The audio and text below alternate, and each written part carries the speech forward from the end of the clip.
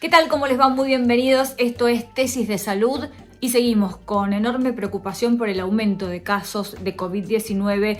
Vamos a estar hoy hablando sobre la situación hoy por hoy en el país y también sobre algunas cuestiones de los protocolos actualizados que se desconocen. Estos temas y mucho más en el programa que ya comienza.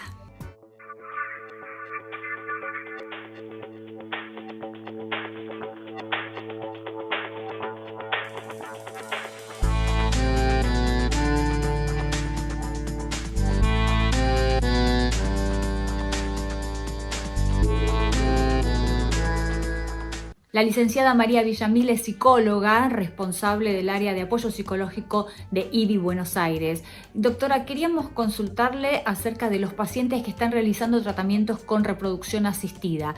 ¿Cómo los está afectando particularmente a ellos esta pandemia? La pandemia de coronavirus está afectando a nuestros pacientes, ya que los tratamientos de reproducción asistida se han visto suspendidos y esto ha generado muchísima ansiedad e incertidumbre en nuestra población. Así, como en toda la población en general, ya que la pandemia ha traído mucha ansiedad e incertidumbre. Actualmente en la clínica IBI estamos evaluando cada paciente en particular, obviamente siguiendo los criterios del Ministerio de Salud de la Nación, teniendo en cuenta un grupo en particular de mujeres. Estas son mujeres mayores de 38 años cuya reserva ovocitaria se ve comprometida, la cantidad y calidad de óvulos va disminuyendo, pacientes oncológicas que tienen que realizar algún tipo de tratamiento de rayos o quimioterapia, pacientes con una baja respuesta a la estimulación ovárica. A raíz de toda esta situación decidimos empezar a estudiar el estado emocional de nuestras pacientes y junto al doctor Fernando Neuspiller lanzamos una encuesta para poder hacer en todas las clínicas IBI, la mayoría de las clínicas, tanto de España y otros lugares como Chile, Portugal, en donde la idea era evaluar los estados emocionales de las pacientes y cómo influía esto en cada país. Lo que vimos fue claramente que las pacientes mostraron muchísima más ansiedad durante este periodo, un 30% más que antes de la pandemia. Esto realmente llama la atención porque la ansiedad es el síntoma base de nuestras pacientes y ya de por sí tener que transitar un tratamiento de reproducción asistida genera muchísima ansiedad. Al haberse suspendidos estos tratamientos que las pacientes tenían en mente y que lo tenían como proyecto, esto ha generado muchísima incertidumbre y de vuelta han sentido de alguna manera que pierden el control sobre la situación, y esto ha devenido en un 30% más de ansiedad en este tiempo, en este contexto. ¿Y cuáles son las recomendaciones para estos pacientes en este contexto? ¿Y por qué? Si pensamos en diferentes recomendaciones para nuestras pacientes, creo que lo más importante es comunicarse con la clínica y obviamente seguir las instrucciones de cada médico, de cada paciente. Y después, desde una visión psicológica, desde donde es mi trabajo, creo que también es fundamental aprovechar la suspensión y un poco los tiempos para trabajar por ahí cuestiones de preparación para lo que implica el tratamiento de reproducción asistida. Creo que también la pandemia trajo sus enseñanzas y a todos nos ha dejado esa sensación de que vivíamos a las corridas y esto realmente las pacientes de reproducción lo sufren mucho. Tienen que suspender actividades, salir antes del trabajo para poder llegar a una ecografía. Y uno escucha mucho esto de andamos a las corridas, ¿no? Llegar al tratamiento a las corridas sin poder llegar realmente descansadas, habiendo trabajado en la preparación para este tratamiento. Creo que eso es fundamental, aprovechar la pandemia para prepararse para cuando activen realmente todos los tratamientos y todo vuelva a la normalidad, ¿no? Poner foco en llegar de la mejor manera posible a este tratamiento. ¿Qué actividades son recomendables? Me parece, bueno, que eso va a tener que ver con cada paciente en particular. Siempre digo lo mismo, desde ya que hacer una terapia psicológica es muy recomendable, no solamente en época de pandemia, sino por todo lo que implica atravesar el proceso de la búsqueda de un bebé y que no llegue. Es fundamental tener un acompañamiento terapéutico. Pero desde ya también en pandemia poder trabajar con estas emociones que vayan surgiendo ayuda muchísimo a las pacientes para llegar mejor preparadas al momento en que finalmente se reactive todo y vuelva toda la normalidad. Después todo lo que sea actividad física ayuda muchísimo. Yoga, lo que es meditación, ejercicios de visualización, eso también ayuda. Y también aprovechar estos momentos para hacer foco por ahí en el tipo de alimentación, que también, bueno, hay estudios que demuestran que ayuda muchísimo a la respuesta ovocitaria de las pacientes.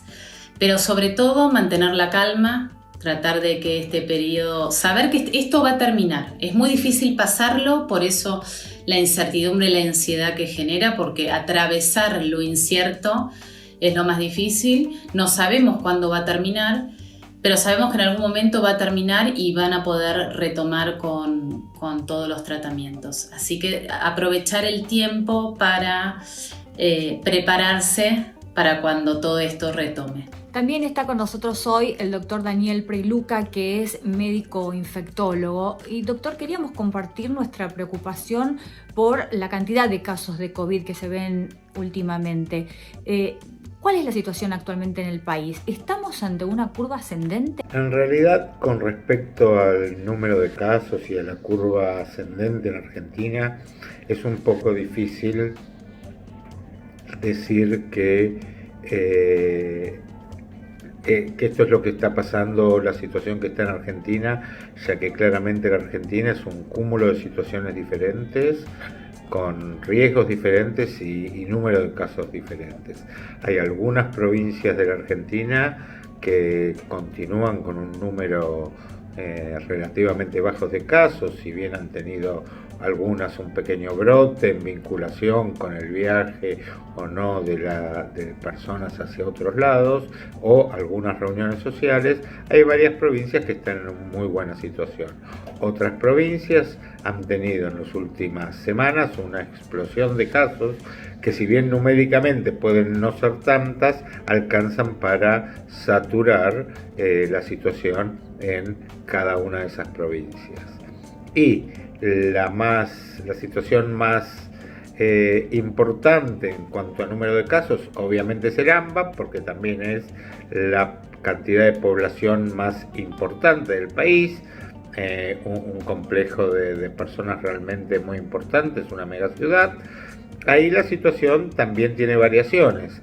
En la ciudad de Buenos Aires, si bien podemos aceptar que estamos en una situación estable entre los 1.100 y 1.200 casos por día, es una situación tal vez crítica, porque 1.100 a 1.200 casos por día implican muchas personas que se internan todos los días, y si bien hoy el sistema de salud está dando respuesta, en algunos lugares está muy cerca del nivel de saturación. Esto se está viendo sobre todo en el sistema privado más que en el público. El público en Ciudad de Buenos Aires en este momento tiene un cierto respiro, pero en los sistemas privados estamos con alguna dificultad, sobre todo cuando tenemos que internar pacientes, sean con coronavirus o no. Con respecto a la situación de la provincia, también es variable. Si bien algunos municipios están en una situación estable, también están en una situación estable con muchos casos, y otros municipios están empezando a tener un ascenso de casos importantes. Si uno tuviera que resumir la situación de la Argentina, está con un lento ascenso, tal vez un amesetamiento, pero con tendencia a irse hacia arriba. no tenemos ninguna posibilidad de decir hasta ahora que esto va a cambiar, por lo cual la única recomendación que seguimos haciendo, insistiendo y pidiendo es cuidarnos todo lo posible.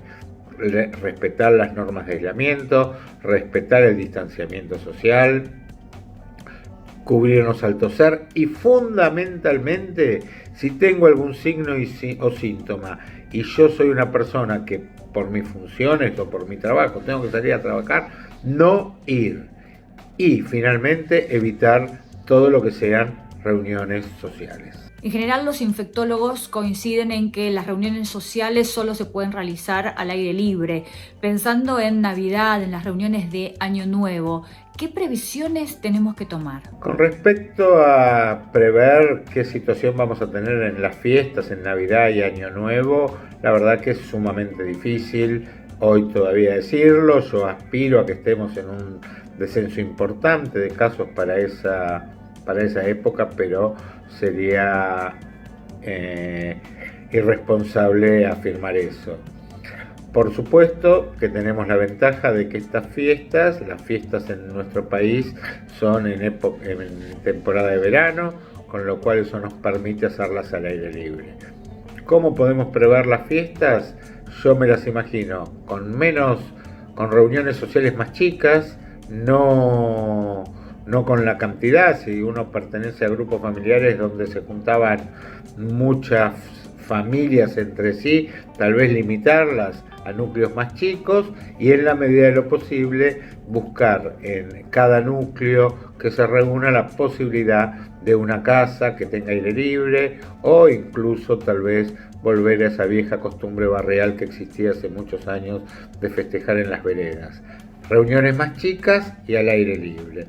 Pensar en reuniones sociales, en ambientes cerrados, multitudinarias, realmente, aunque haya bajado el número de casos, es el mejor camino a que esto vuelva a ocurrir. Estamos viendo como en Europa la liberalización de las medidas y empieza a producirse un cambio climático, está haciendo que haya nuevos rebrotes y con mucha cantidad de infectados como no tenían hace muchas semanas. Doctor, por otro lado, últimamente conocimos información acerca de personas que se contagiaron por segunda vez. ¿Qué se sabe actualmente del tema de los recontagios? Con respecto al tema de la posibilidad de reinfección en personas que ya han tenido COVID, la verdad que lo más importante es saber que por ahora, si esto puede suceder, son situaciones excepcionales. Si bien es cierto que aún no podemos confirmar la inmunidad, la repetición de enfermedad puede ocurrir en casos muy excepcionales. Caso documentado con reinfección con un virus nuevo, distinto al que ya tenía, existe uno solo, que es el paciente de Hong Kong. Pero este paciente, es muy importante destacar que siempre fue un paciente asintomático, o sea, solo se detectó el caso porque el paciente había viajado y para volver a su país le hicieron un estudio, o sea que fue absolutamente casual que lo hayan encontrado. Nunca tuvo el menor síntoma, en el laboratorio tuvo solo un pequeño dato positivo de muy poca significancia. Y lo más importante es que el paciente levantó sus niveles de anticuerpos, o sea, sus defensas reaccionaron rápidamente al virus, con lo cual no enfermó. Entonces, las preguntas es si estas personas que vuelven a adquirir un nuevo virus se van a enfermar, y la otra pregunta es si van a tener capacidad de contagiar a otras personas. Por ahora no hay evidencia de eso.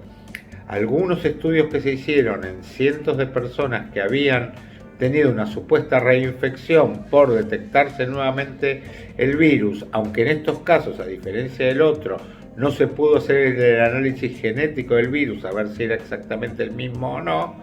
Sin embargo, estas personas con supuestas reinfecciones no contagiaron a otras personas.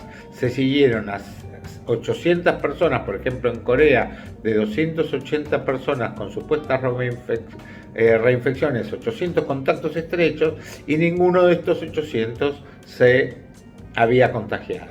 Entonces, la pregunta es, si uno se reinfecta, o sea, vuelve a contactar con el virus, lo cual es posible y probable, se va a enfermar, sí o no, vuelvo a decir, y va a poder contagiar a otras personas, sí o no. Por ahora no hay estudios que hayan demostrado que reinfectados han contagiado a otras personas, al menos hasta el día que estamos grabando este video. A partir de los 40 años, tus articulaciones se empiezan a desgastar. Elegí atacar solamente el dolor o atacar la causa que lo genera. Curflex te ayuda a restablecer la flexibilidad de tus articulaciones. Curflex, seguí haciendo lo que disfrutás. Y vamos a ocuparnos también de otro tema porque esta semana fue la semana de la muerte súbita. El doctor Fernando Sichero es médico cardiólogo.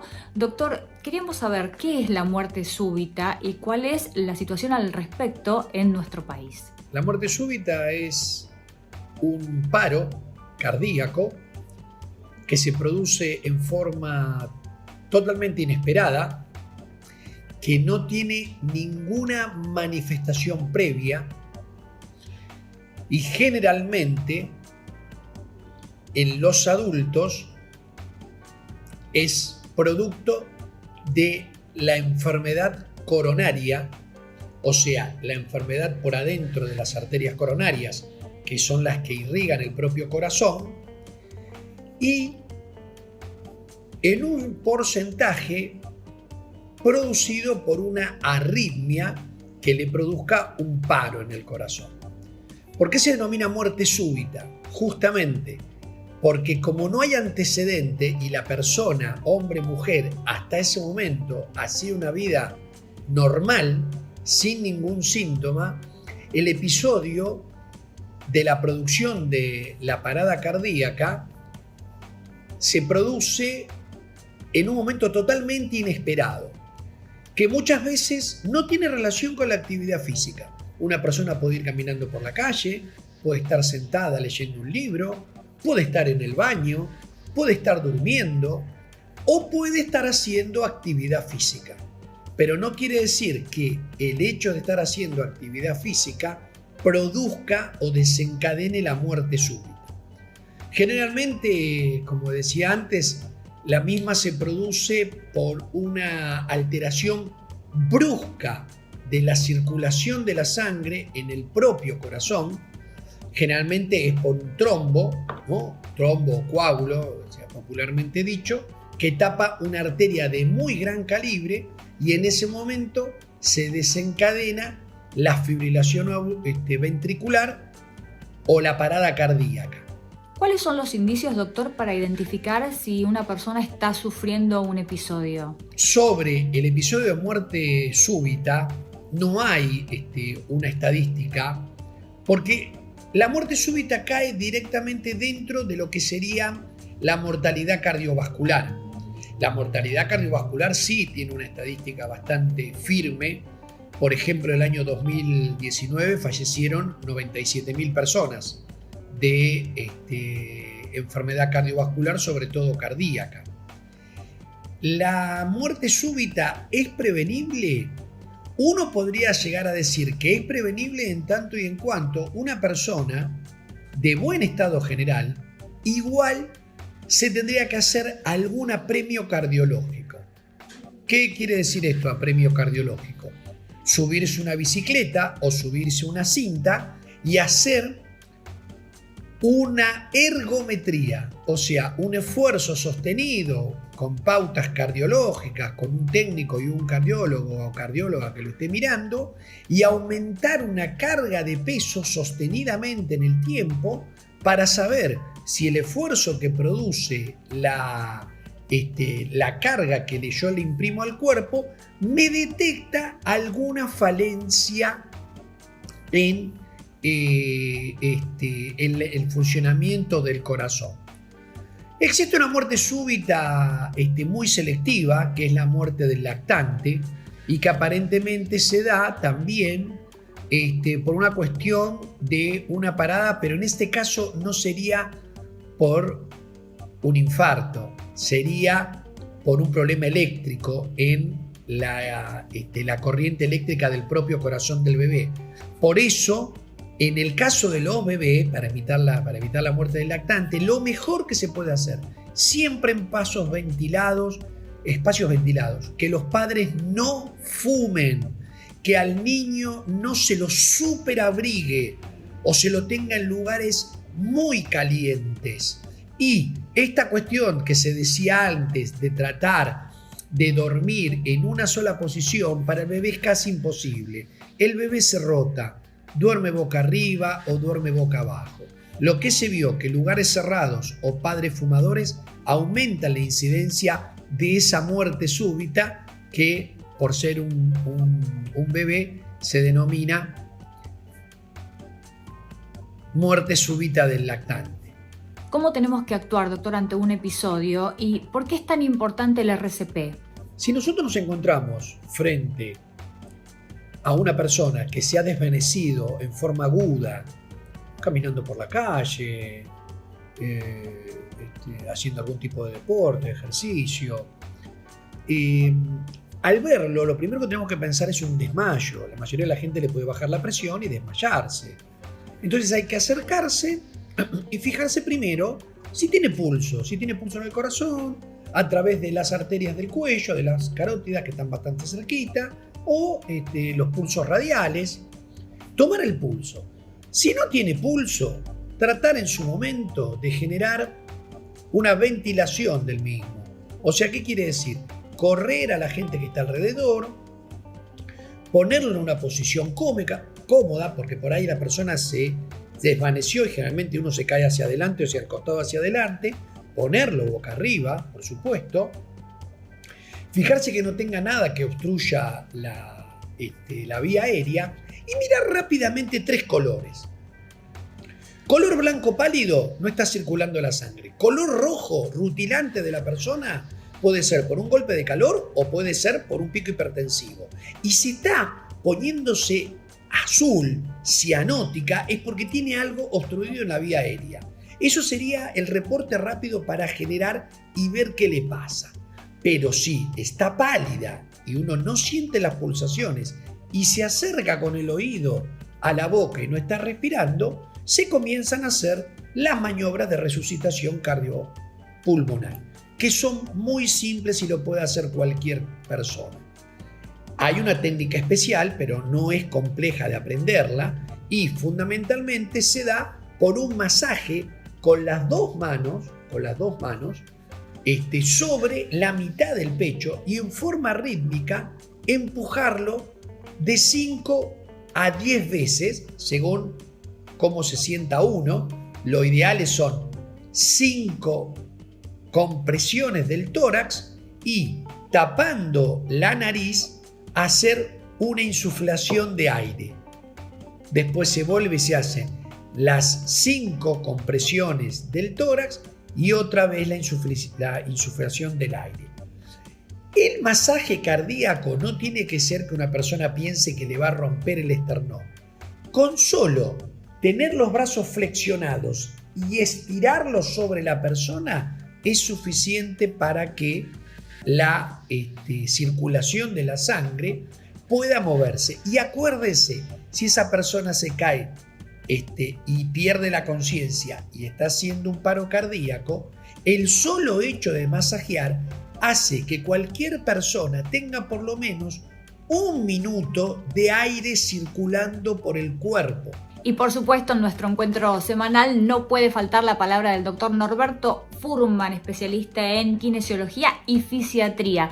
Más consejos para cuidar nuestra salud, sobre todo en cuarentena. Y la cantidad de gente que aprovechó esta cuarentena para dar vuelta a la casa no tiene nombre. Realmente muchísima gente dijo, bueno, voy a sacar todo lo que tengo acumulado en el placar, voy a cambiar la ropa de verano a invierno, de invierno a verano, voy a poner las frazadas en tal lugar, voy a poner las valijas. Bueno, mire, le explico algo. Todos los esfuerzos van a pasarle una factura. Y esa factura se paga con dolor. Esto no tiene ningún secreto. Todos los esfuerzos que usted quiera hacer, si tiene que mover algo que es pesado, pida ayuda. Es preferible hacerlo en 2 días y no ponerse en la cabeza que lo tengo que terminar el trabajo y este placar lo voy a arreglar hoy. Porque cuando usted se va a agachar para poder acomodar los cajones, colgar las prendas, poner en la baulera algo que pesa, va a tener problemas de hombro, de brazos, problemas de cintura y después tiene que estar muchísimo tiempo en reposo y haciendo tratamientos que hoy en día no tenemos la posibilidad de poder viajar a un consultorio y atenderse. Es necesario, es importante cuidarse porque hoy en día todas las consultas las estamos realizando por teléfono para que el paciente o esa persona que está sufriendo no tenga que estar trasladándose. Encima que está colapsado el sistema de salud, no haga esfuerzos que la pueden llegar a enfermar. Por eso, haga las cosas tranquilas, pida ayuda cuando tenga que hacerlo, hágalo en varias etapas y no va a tener así consecuencias que después, entre los dolores, usted sabe, entra por kilos y se van por gramos. Y de esta manera llegamos al final de Tesis de Salud. Nos reencontramos la próxima semana con más información, con más profesionales para seguir aprendiendo. Porque ya lo sabes, juntos nos cuidamos mejor. Hasta la próxima.